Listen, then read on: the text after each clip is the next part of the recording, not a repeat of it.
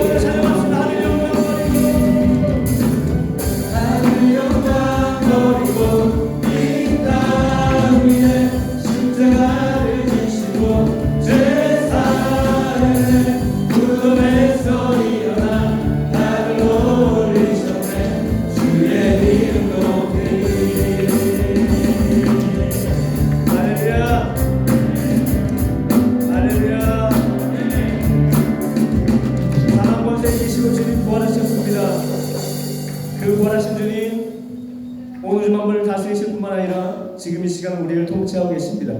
그분 앞에 온전히 맡기며 나아갑시다. 영광의 주님, 승리의 주님, 다시 한번 우리 힘차게 찬양하도록 하시겠습니다.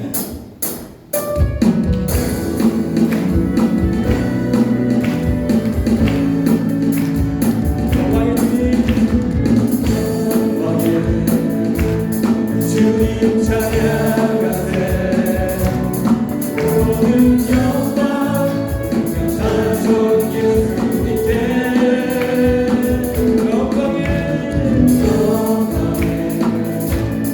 주님 찬양하세.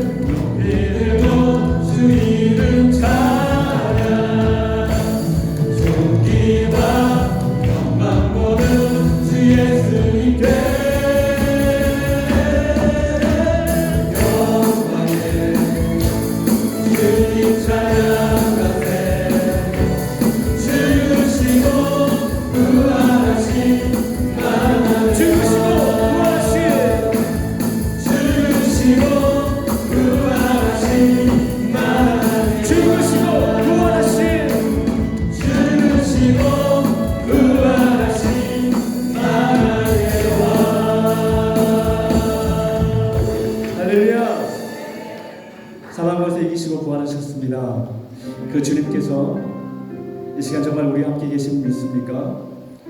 그럼 우리가 어떠한 절망 가운데 있든지 그분으로 인해서 우리는 소망을 품을 수 있습니다. 내가 구원하신 주님을 정말 안다면 우리는 그분께 매료될 수밖에 없고 그분에게 푹 빠질 수밖에 없을 거예요. 내가 정말 그분을 안다면 말입니다. 그리고 우리는 소망을 품을 수 있을 것입니다. 그분이 우리의 진정한 소망 되십니다. 정말 우리의 소망 되신 주님 바라보며 이 시간 찬양하는 시간 되기 원합니다.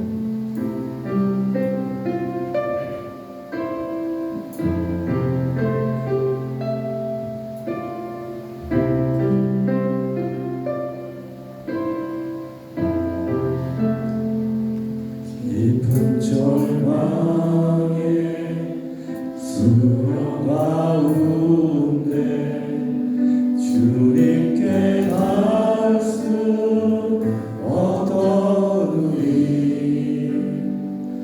어두운 밤 중에 하늘을 향해 주의 이름 나 부르네 어둠을 들고 오신 주 사랑 나의 절망 거두셨네 주님의 공로 다 이루셨네 주 예수 나의 산소가 그 누가 주의 자비를 다하느냐 주의 자비 나라 한없는 은혜 증량할까 영광을 떠나 이 땅에 오신 죄가 되신 구주 예수 주의 십자가 내게 말하네 영원히 감동하겠네 아름다운 신과 나는 주의 것 그리스도 나의 산소 할렐루야 할렐루야 주를 찬양하여라 할렐루야 자유케 하셨도다 죄의 저주 끊으신 주께 구원이 도와 주 예수 나의 산소 할렐루야 할렐루야 주를 찬양하여라 할렐루야 자유케 하셨도다 죄의 저주 끊으신 주께 구원이 도와 주 예수 나의 산소만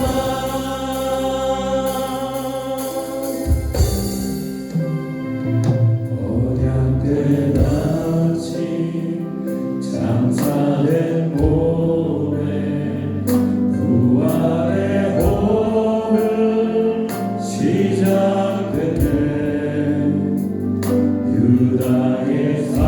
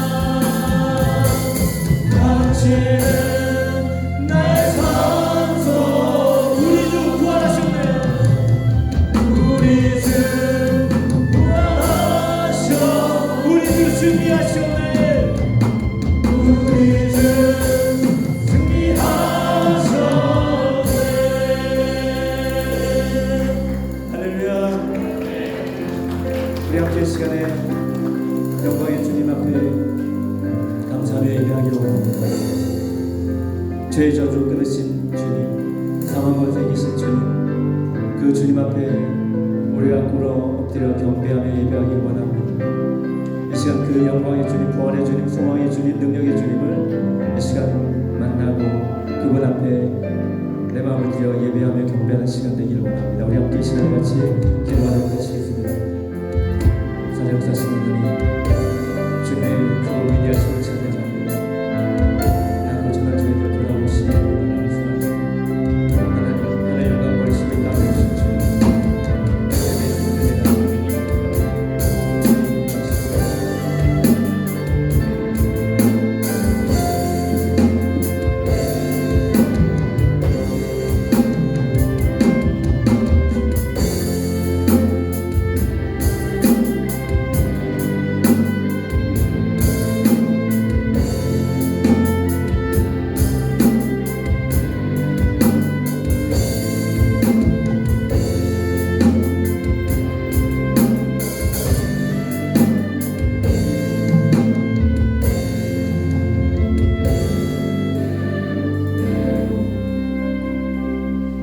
사랑의 하나님 아버지, 주님이 부활하신 부활주를 맞이하여서 벅찬 마음으로 부활의 찬양을 올려드리게 하시니 감사합니다. 우리 마음 가운데 부활의 소망과 능력이 가득 차고 넘치는 이 시간 되게 하여 주옵소서. 성령께서 우리 각자의 마음을 어루만져 주시고 낙심 가운데 있는 자 새 소망과 부활의 능력 가운데 다시 일어나 주어진 삶을 힘있게 살아가는 축복을 받는 이 시간 되게 하여 주시옵소서.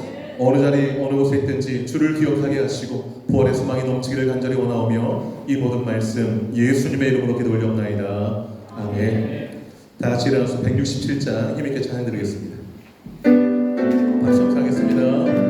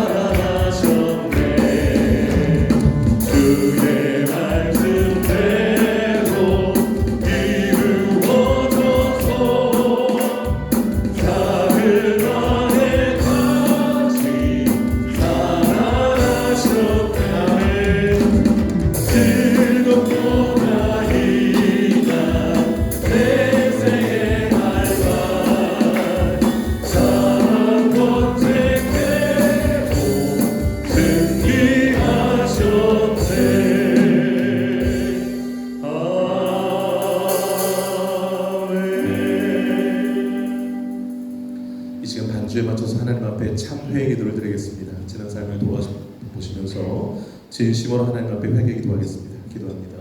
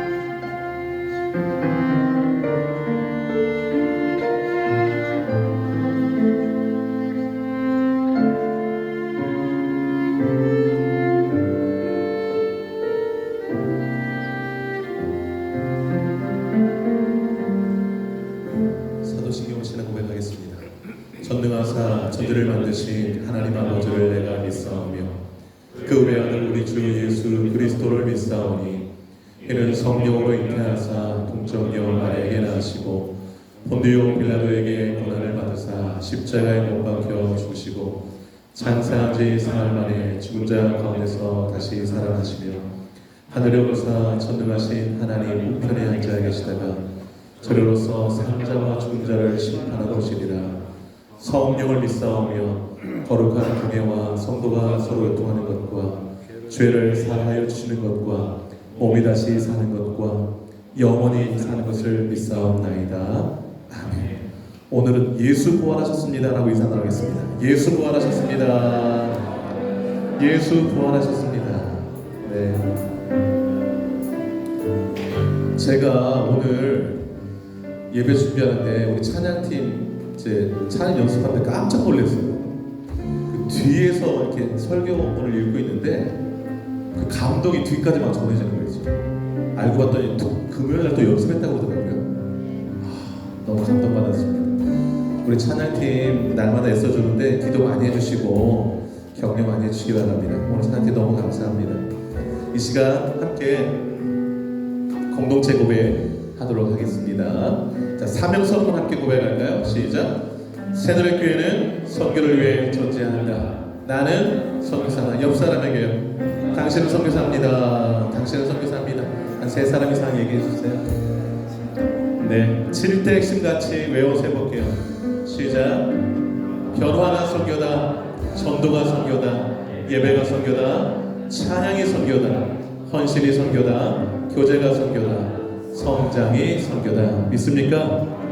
날마다 성장하시고 날마다 변화되시고 날마다 여러분 입술에 찬양이 헌신이 가득 넘치기를 바라고요. 2025년도 표 시작.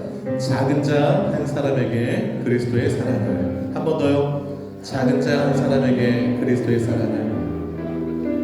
옆 사람에게 한번 인사 나누겠습니다. 그리스도의 사랑을 나누겠습니다 라고 한번 인사 나눠보세요. 그리스도의 사랑을 나누겠습니다. 네. 빈자리 손으로 한번 기도할게요. 빈자리 한번 손을 얹어주세요. 빈자리에 생각나는 사람 위해서 기도하겠습니다. 꼭 이 자리에 나와서 예수 믿고 예배자가 되게 해달라고, 하나님을 찬양하는 사람 되게 해달라고, 또 올해 표 작은 자 한 사람에게 그리스도의 사랑을 실천하게 해달라고, 예배당 건축을 위해서 더욱 아름다운 교회 세워져가게 해달라고, 우리 교회가 협력하고 있는 선교사님들, 해외 아몬들, 또 대한민국 이 나라 전 세계 끌어안고 뜨거운 마음으로 중보하며 기도하도록 하겠습니다. 기도하겠습니다. 하나님 아버지 합심해서 기도합니다. 한 영혼이 너무나도 소중하여서 그 영혼을 구원하고자 주님 이 땅에 보내주시고 십자가에 대신 죽게 하시고 죄사함 얻게 하시고 생명 얻게 하시고 부활의 능력과 소망 가운데 살게 하신 하나님, 아직 이 놀라운 복음의 진리를 모르고 사는 사람 많습니다. 가까이 있는 사람 많습니다. 하나님 나만 알고 있지 말게 하시고 함께 이 복음 전하여 이 전으로 인도하게 하시고 이 전에 함께 나와서 주를 경배하며 예배할 수 있도록 은혜를 베풀어 주시옵소서. 하나님 아버지, 올해 작은 자 한 사람 보여주신 그 사람에게 그리스도의 사랑을 다가가게 하시고 그리스도의 사랑을 실천하는 해가 되게 하여 주옵소서. 그리하여서 그들을 건져내고 풀어낼 수 있도록 하나님 은총 베풀어 주시옵소서. 하나님 아버지, 예배당 건축에 귀한 마음을 주셨습니다. 먼저 우리 안의 교회가 더욱더 건강하고 세워져가게 하시고 가정교회가 또 개인의 교회가 더욱더 건강해져서 우리 교회가 정말 하나님의 허락하신 때에 아름다운 예배당으로 지어져갈 수 있는 은혜를 더하여 주셔서 주님 교회 받는 생활을 잘 만나는 교회 쓰임받을 수 있도록 역사에 주옵소서. 선교사님들, 교회 아동들, 대한민국 전 세계에 흩어져 있는 많은 주의 도움과 긍휼과 사랑이 필요한 곳곳에 하나님의 사랑이 흘러가게 하시고 복음이 흘러가게 하시고 구원이 역사가 일어나게 하시고 치유가 일어나게 하시고 평화가 임하게 하시옵소서. 당신의 마음에 기도하는 그 기도 소리를 들으시고 가장 선하게 응답해 주옵소서. 하나님 기도를 시전하게 해주시고 늘 주가 기도하는 삶으로 승리하는 삶을 되게 하여 주옵소서. 가장 좋은 것으로 응답해 주시기 바랍니다. 이 모든 말씀 예수님의 이름으로 기도 올려옵나이다. 아멘. 주보 뒷면 함께 보시기 바랍니다. 예배, 봉사, 순서, 이름 확인하시고 잘 준비할 수 있기를 바랍니다. 오늘 부활절인데 부활의 기쁨을 이웃들과 함께 나누는 주간 되시기를 바랍니다. 다양한 모양으로 부활의 소식을 함께 나눌 수 있기를 바라고요. 목장 모임 잘 가져주시길 바랍니다. 세가족 성경 공부 식사 후에 있도록 하겠습니다. 양육 훈련은 이번 주에 쉬도록 하겠습니다. 큐티 성경 읽도 중보기도에 힘써 주시기를 바라고요. 수요일 토요일 기도회 가운데 하나님 보시는 은혜가 큽니다. 그래서 적극 참여하셔서 은혜 많이 받을 수 있기를 바라고요. 부활절 특별 식사를 좀 준비해 주셨는데 귀한 음식으로 준비하고 섬겨주신 모든 분들께 진심으로 감사드립니다. 그리고 특별히 감사한 오늘 부활절이라고 우리 신권사님이 예쁘게 꽃을 이렇게 해놓으셨는데 너무 작품이죠. 박수 한번 보내주시기 바랍니다. 네, 예배당 얼마나 아름답게 정성껏 사랑으로 꾸미실지 모릅니다. 그 향기가 우리 삶에도 더 묻어나기를 바라고요.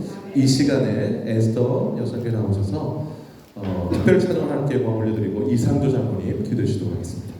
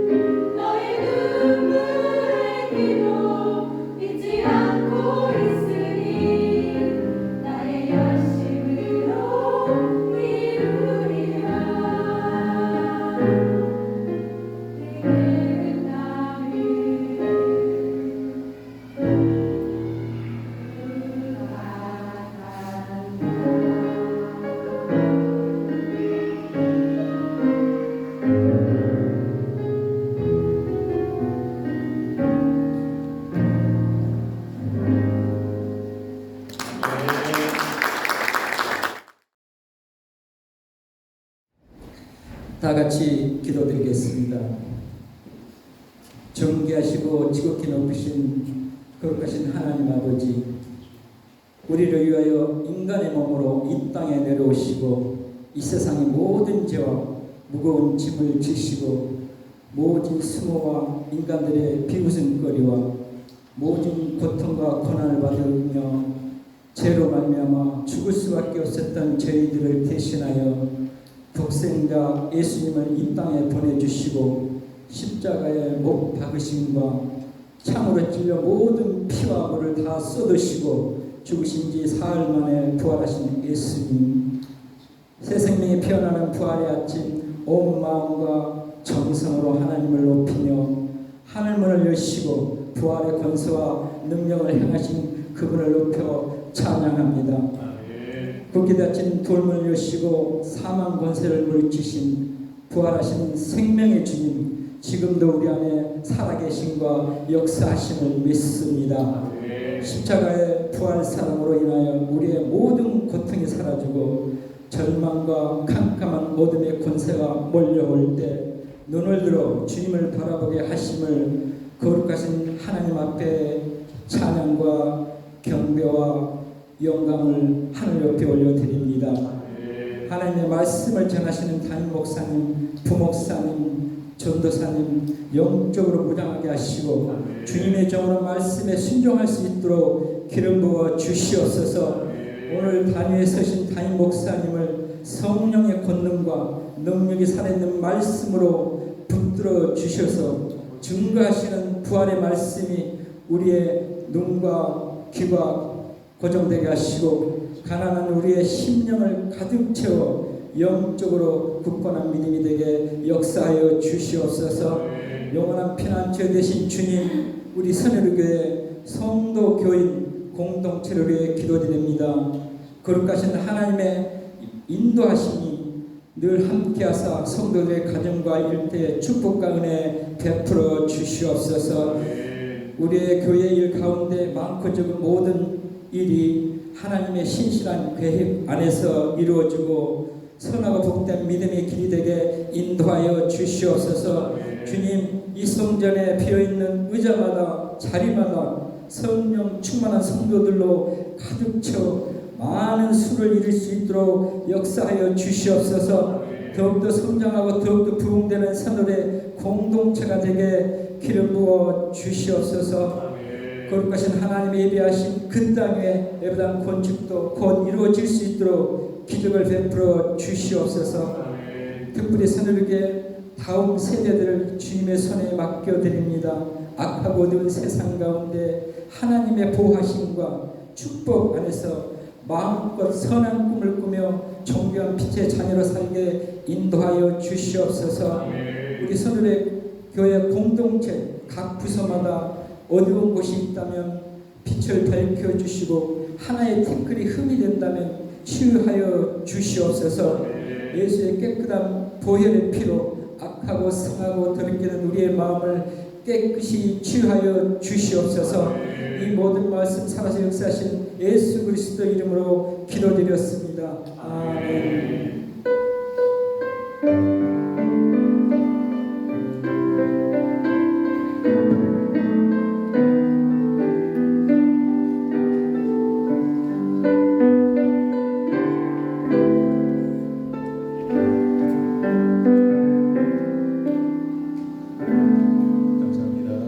찬송가 165장 찬양을 선곡하겠습니다. 박수 함께 찬양하겠습니다. 주님께 영광.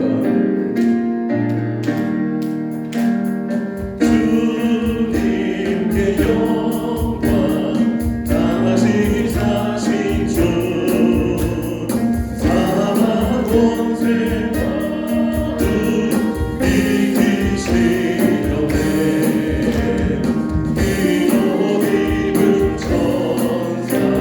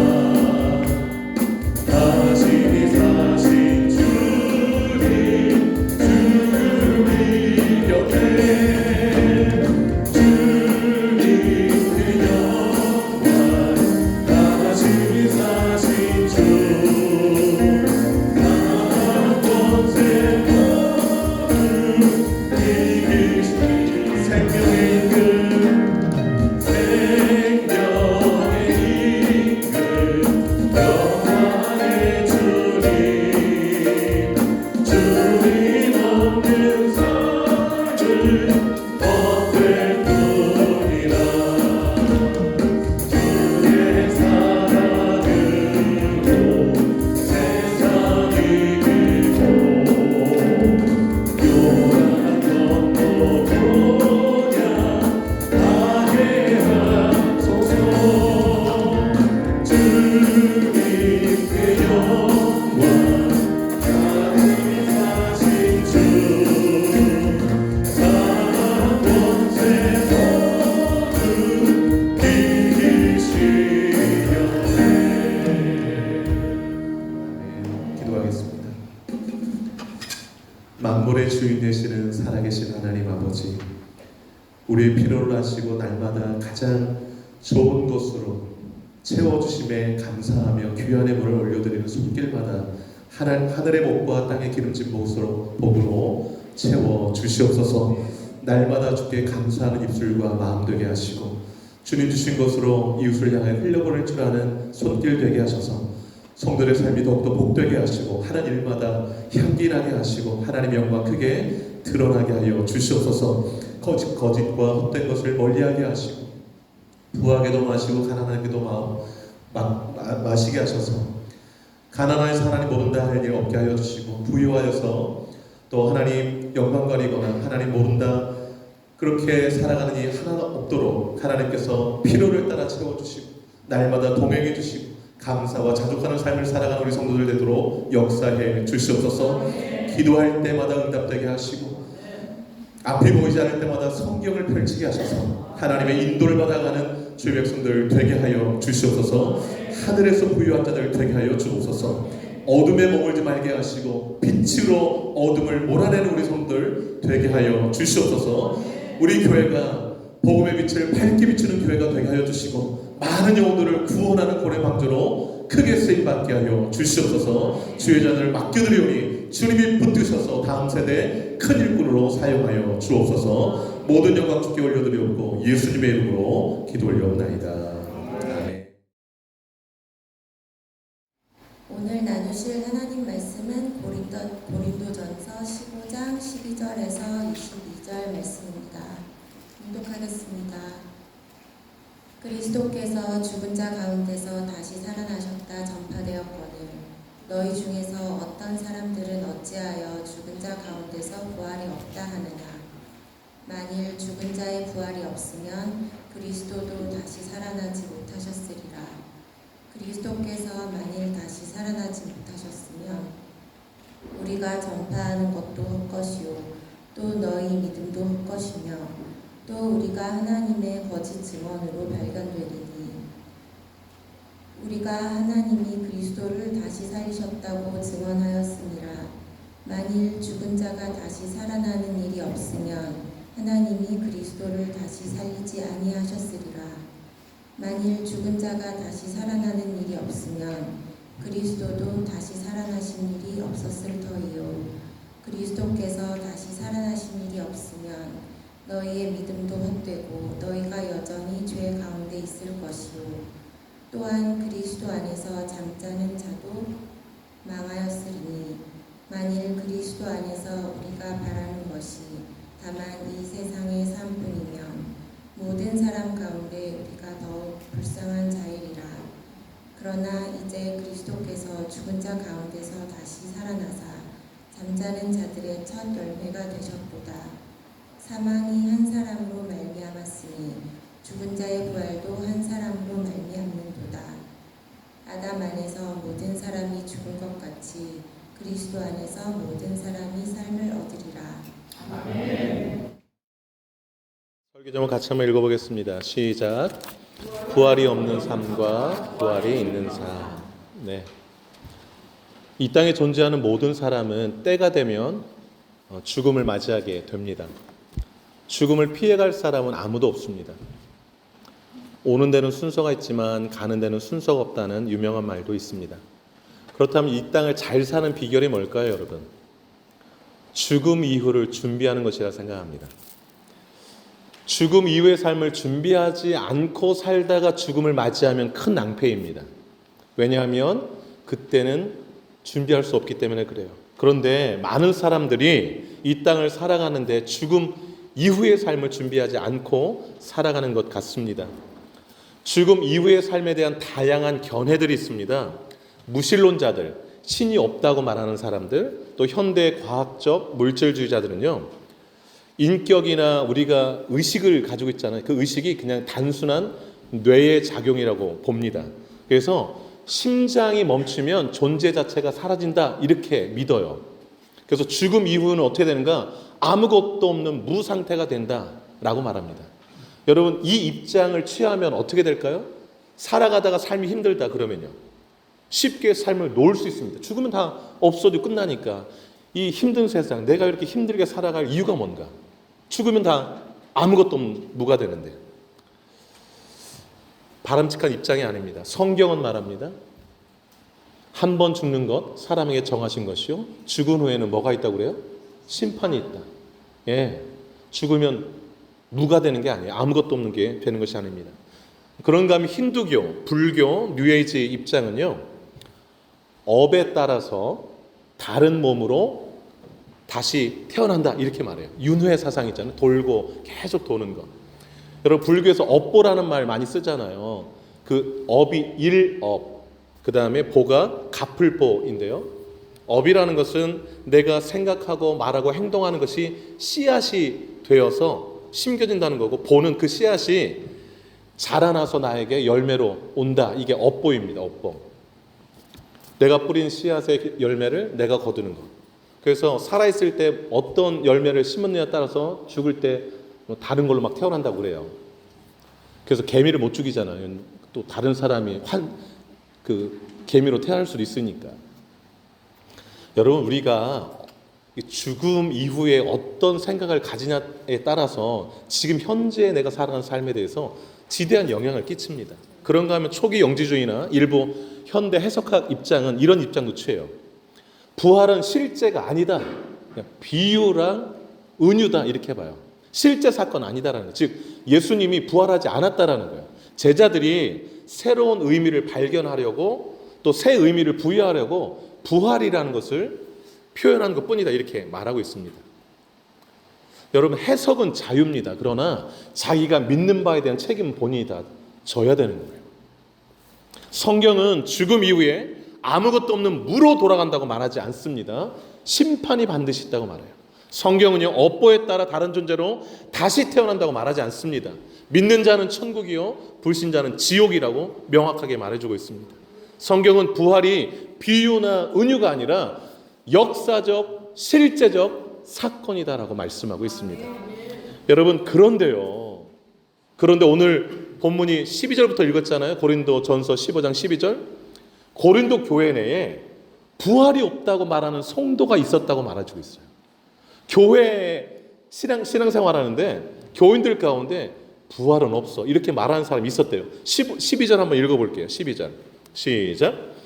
그리스도께서 죽은 자 가운데서 다시 살아나셨다 전파되었거늘 너희 중에 어떤 사람들은 어찌하여 죽은 자 가운데서 부활이 없다 하느냐. 여러분, 교회 안에서도 부활을 믿지 못하고 신앙생활하는 사람들이 있을 수 있다는 것을 보여줍니다. 안타까운 일이죠. 예수가 죽었다가 다시 살아나셨는데 어떻게 죽은 자의 부활이 없다고 이렇게 믿고 사냐라고 좀 한탄하는 얘기가 12절 되겠습니다. 여러분, 부활이 없다면 우리 삶이 어떻게 될 것 같습니까, 여러분?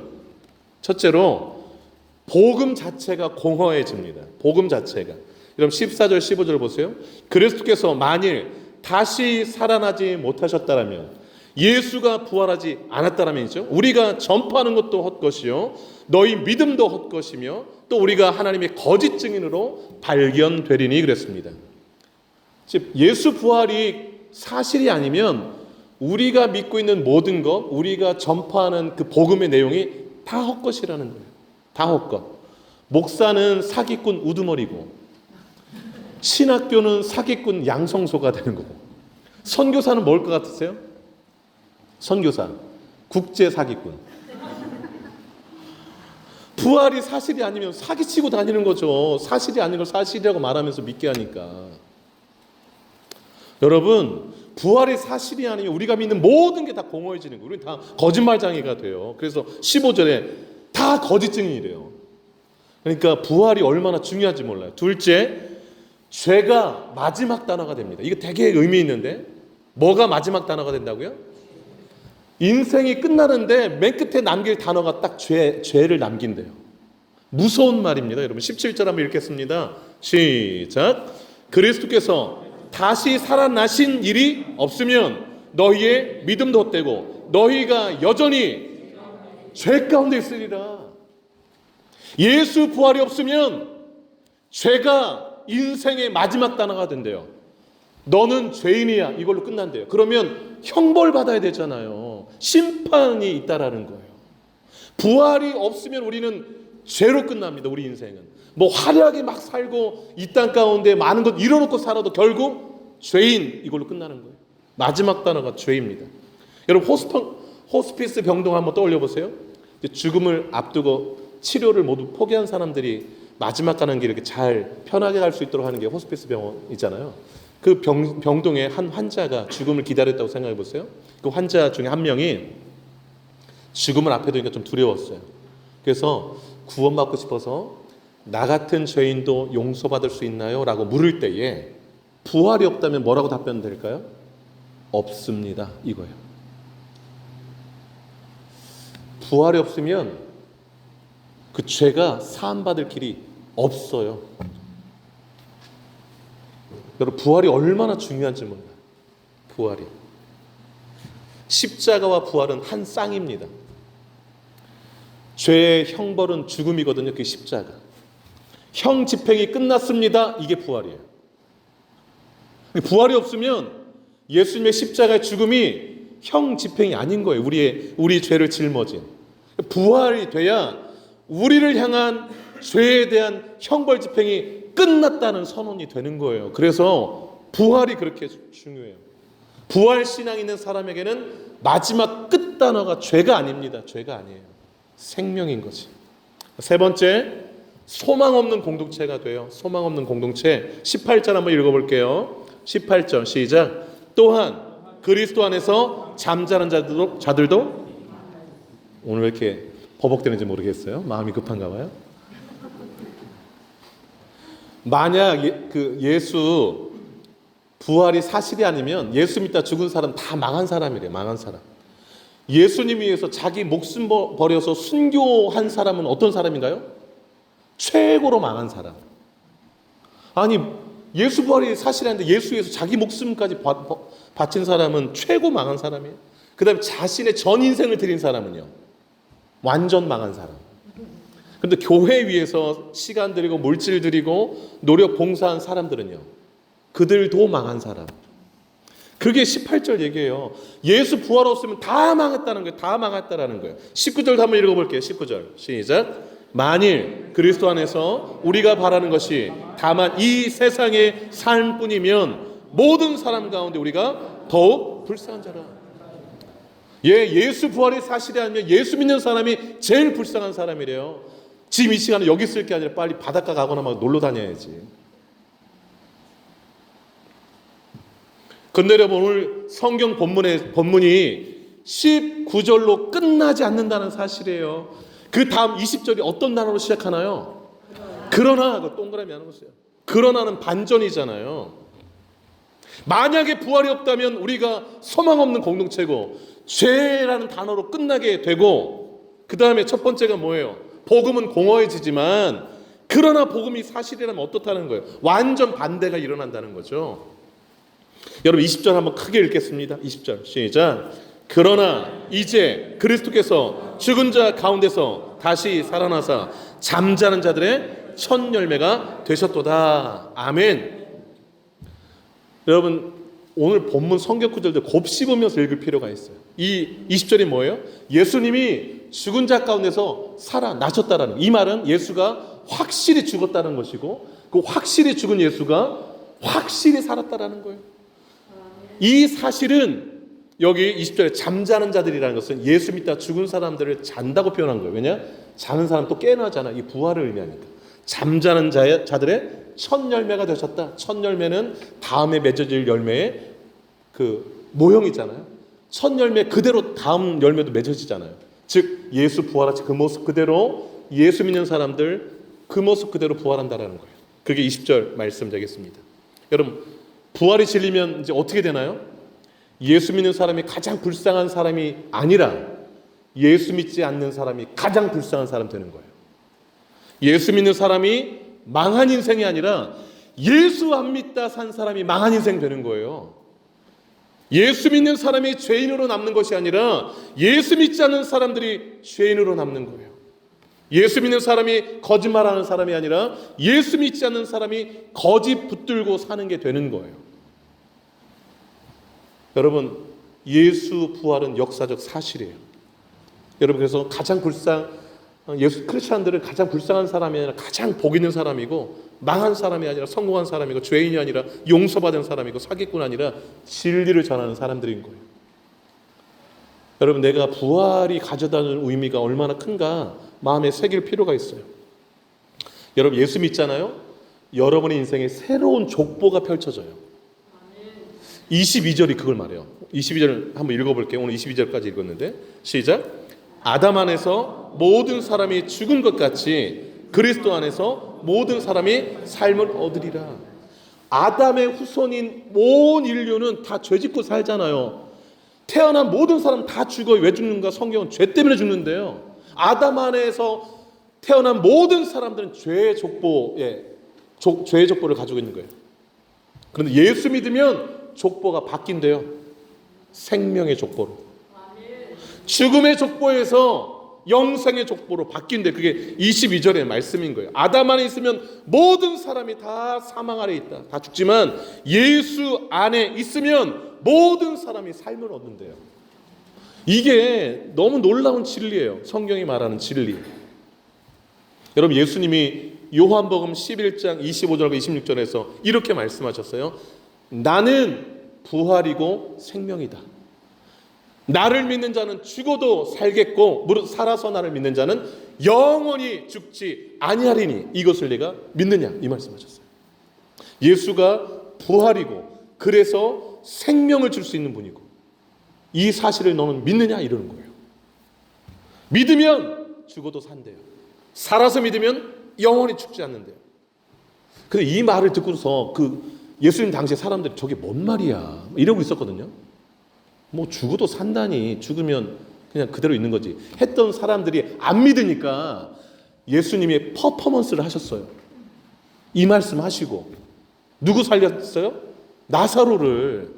죽은 지 나흘 돼서 썩은 내가 진동하는데 그 나사로 무덤으로 가서 나사로야 나오라 그랬어요.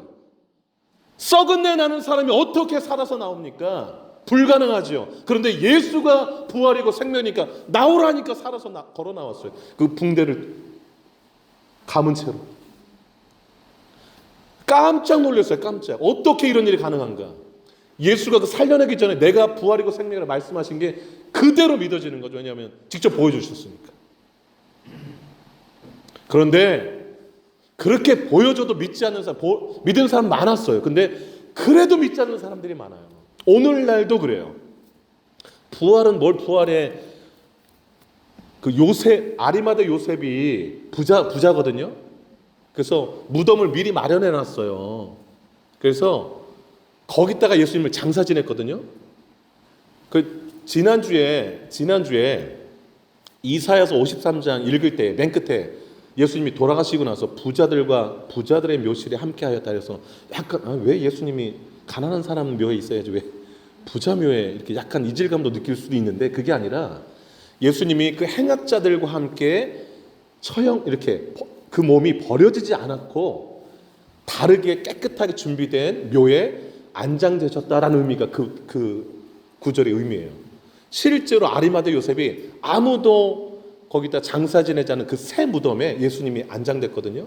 그런데 이 사람들은 부활을 안 믿는 사람들은 어떻게 말하냐면 그 아리마다 요셉 집에 또 장례가 났다라는 거예요. 그래가지고 가족 장례나 그 사람을 그 무덤에 이렇게 장사진에 대해서 예수님을 빼가지고 다른 데 옮겼다라는 거예요. 그게 이장설이에요. 이장. 부활한 게 아니라 예수님 이장해가지고 예수 시체가 어디 있는지 모른다. 이거예요. 기절설도 있어요. 예수님이 기절했다가 깨어보니 그 무덤 아니어서 밀고 나왔다. 이러면서 참 대단해요. 어떻게 이런 생각까지 하는지. 예수님은 양손과 발에 대못을 받고 옆구리에 창에 찔려서 물과 피 다 쏟아서 죽으셨어요. 여러분 십자가 처형받고 살아난 사람이 한 사람도 없어요. 한 사람도. 예수님은 그 골고다 언덕에서 모든 사람이 보는 앞에서 처절하게 죽으셨어요. 기절이라는 게 말이 됩니까? 도적설도 있어요. 그 제자들이 밤중에 확 보고 있다가 새벽에 병사들이 그 경계가 허술할 때 훔쳐갔다라는 거예요. 혼동설도 있어요. 그 여인들이 아침에 갔다가 이제 예수 부활하신 거 최초 목격자잖아요. 근데 빈 다른 무덤 가가지고서 부활했다고 이렇게 혼돈했다 뭐 이렇게 얘기를 해요. 안 믿으려면 별 얘기를 다 꺼내요. 별 얘기를. 근데 여러분 여기서 생각할 게 있어요. 이런 얘기들이 왜 나왔을까요? 이런 가설들이 왜 나왔을까요? 실제로 예수 무덤이 비었기 때문에 그래요. 놀자는 거예요. 이미 죽은 건 확실하고 묻은 건 확실한데 예수가 시체가 없는 거예요. 3일 지났는데. 그러니까 이런 말들이 나온 거예요.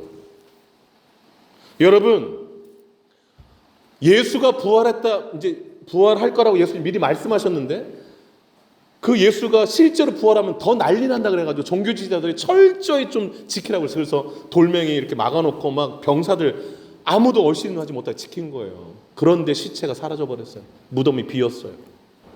뭘로 설명 가능합니까? 부활 외에는 설명이 가능하지 않아요.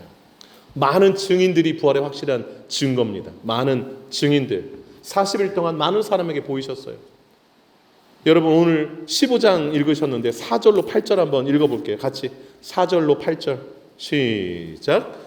장사 지낸 바 되셨다가 성경대로 사흘 만에 다시 살아나사 게바에게 보이시고 후에 12 제자에게와 그 후에 500 형제에게 일시에 보이셨나니 그 중에 지금까지 대다수는 살아있고 어떤 사람은 잠들었으며 그 후에 야고보에게 보이셨으며 그 후에 모든 사도에게와 맨 나중에 만삭되지 못하여 난 자 같은 내게도 보이셨느니라.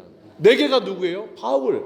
나도 봤다 이거예요. 나도 봤다. 근데 그 부활을 목격한 500명의 남자들만 500명이에요. 애들이랑 여자들 앞에 2,000명도 넘을 거예요. 대다수 살아있다라는 거예요. 그러니까 예수 부활했다고 말하는 거 나도 봤어 나도 봤어 여기저기서 얘기하니까 한두 사람 보면 뭐 환상 봤다고 그러겠지만 500명이 넘는 사람들이 봤는데 이걸 어떻게 해?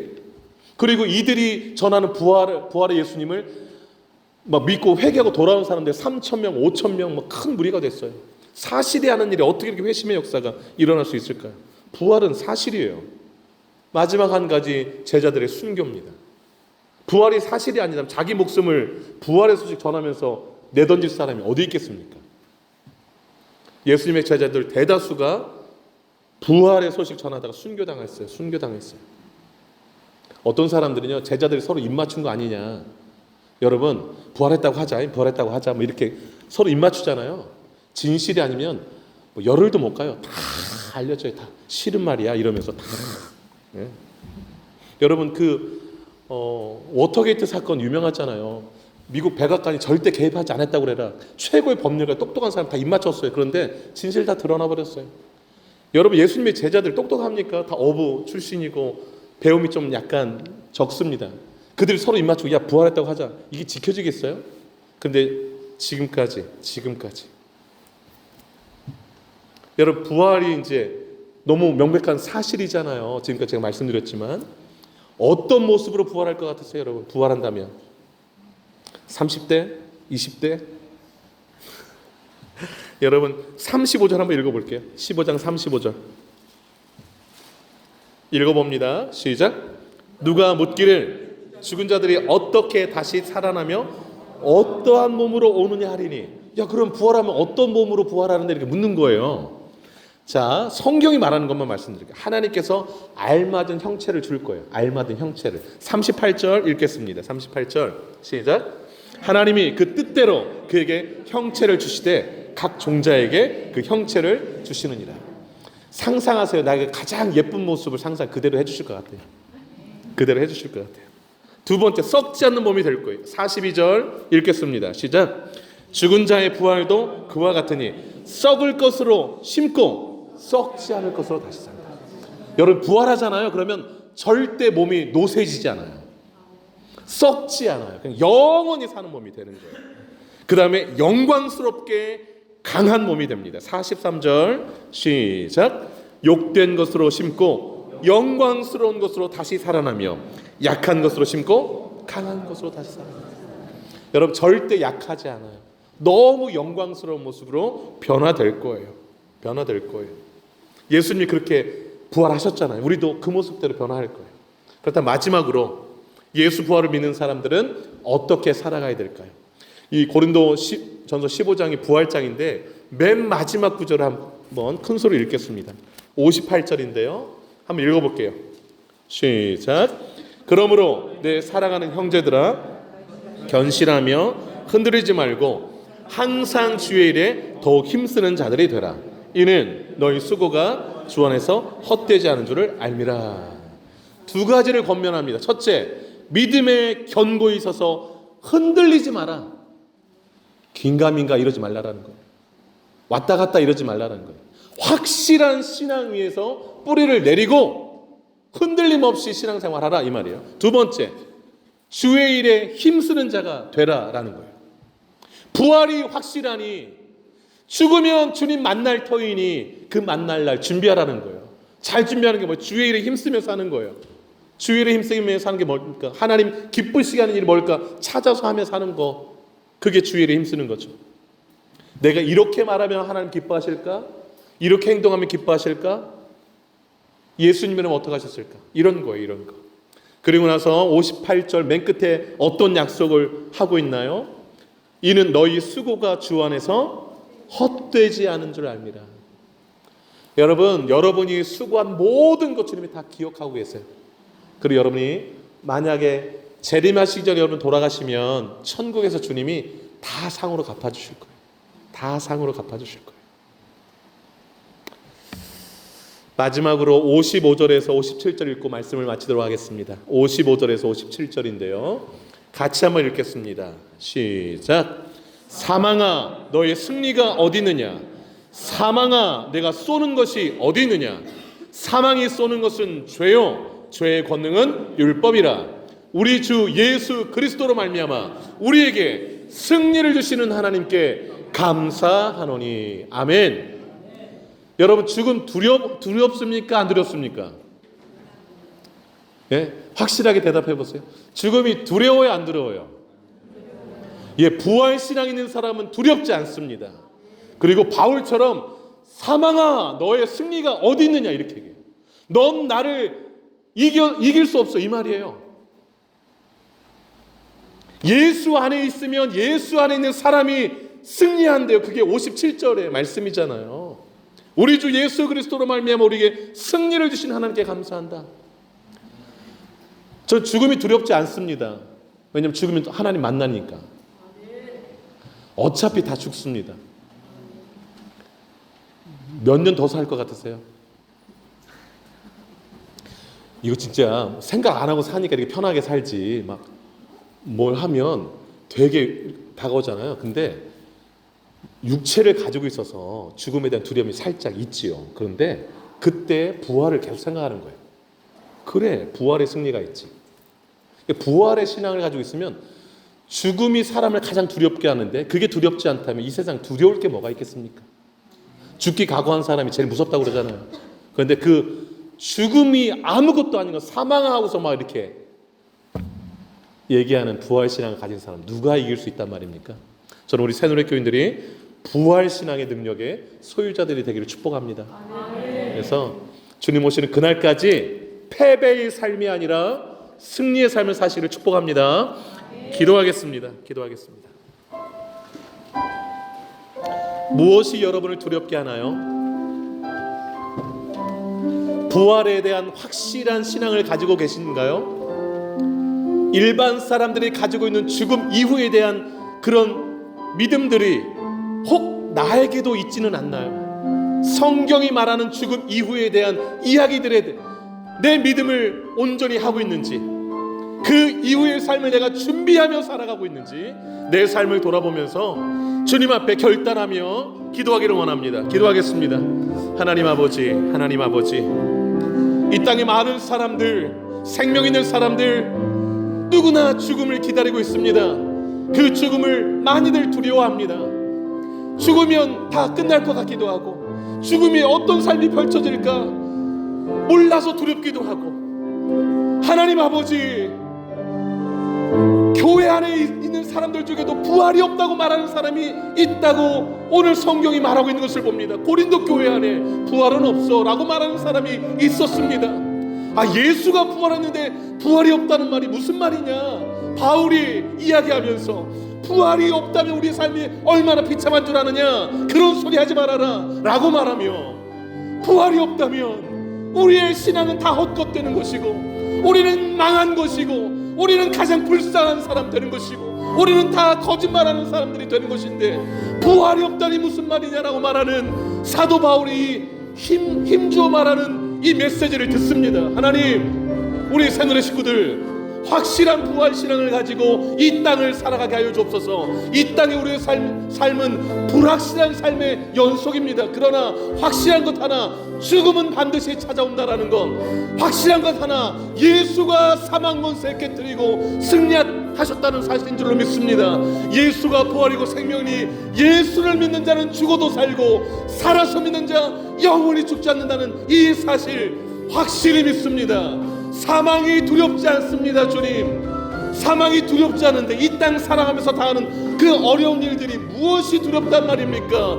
부활하신 주님이 나와 함께 하시고, 부활하신 주님이 내 평강을 너에게 주노라 말씀하시는데, 주여 기죽어 살지 말게 하시고, 두려움 가운데 살지 말게 하시고, 허무한 인생 살지 말게 하시고, 부활의 소망 가운데 살아가는 우리 모두가 되게 하여 주시옵소서. 하나님 아버지, 예수 부활이 나의 부활의 보증이 되고, 예수 부활하신 그 사실이 명백한 진리라면 우리가 가장 복 있는 사람, 가장 성공한 인생 되는 것이고, 가장 복 있는 인생 되는 줄로 믿습니다. 믿습니다. 믿습니다. 거룩하신 하나님, 확신 가운데 살아가는 저희들 되게 하여 주옵소서.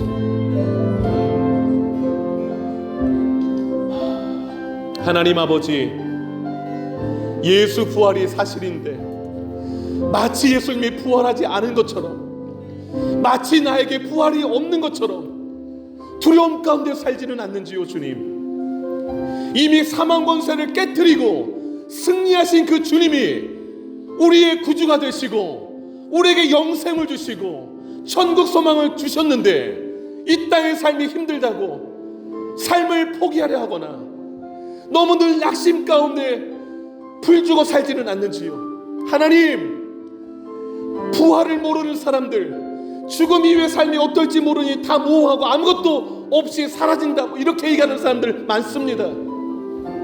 그렇지 않다고 성경은 명백히 말하는 것을 봅니다. 죽음 후에 심판이 있다, 믿는 자는 천국이요 믿지 않는 자는 지옥이다, 너무도 명백하게 선언하는 성경의 이야기를 듣습니다. 주님, 이 땅 누구에게나 찾아오는 죽음, 그러나 그 죽음 이후에 믿는 자의 삶에는 천국이 기다리고 있으니 주님 만날 날을 준비하며 살아가는 우리 모두가 되게 하여 주시옵소서. 예수 부활 믿는 자에게는 그 어떤 것도 두려움이 될 수가 없음을 믿습니다.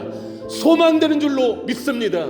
견고하여 흔들리지 말게 하여 주시고, 남은 생애 동안 주의 일에 힘쓰는 우리 모두가 되게 하여 주옵소서. 주님 다시 만나는 그날, 잘하였다 착하고 충성된 종아, 내가 너에게 면류관을 주노라, 칭찬받고 상급받는 우리 성도들 다 되게 하여 주시옵소서. 당당하게 살아가게 하여 주옵소서. 죽음을 향하여서도 사망아 너의 쏘는 것이 어디 있느냐라고 당당히 외치며 살아가는 우리 모두 되기를 간절히 소망하고, 이 모든 말씀 우리의 부활 승리 되시는 예수 그리스도의 이름으로 기도 올리옵나이다. 아멘. 다 같이 일어나시겠습니다. 찬송가 160장 무덤에 머물러 힘있게 찬양 드리겠습니다.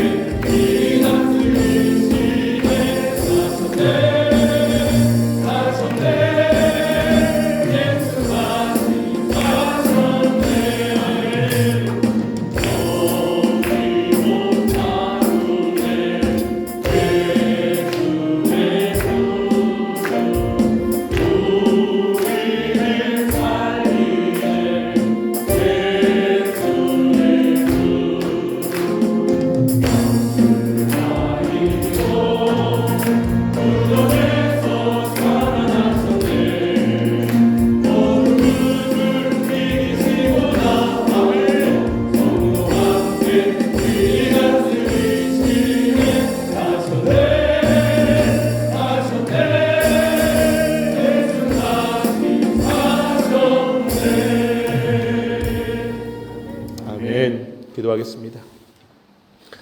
이제는 우리의 부활의 주님 되시는 예수 그리스도의 은혜와 하나님 아버지의 크신 사랑하심과 성령의 위로교통 충만 역사 인도하심이 부활 신앙으로 남은 생에 부활의 능력으로 승리하는 인생 살기로 결단하는 이제로면 주 백성들 머리 위에 남은 생애 위에 이제로부터 영원토록 함께 하시기를 간절히 축원하옵나이다.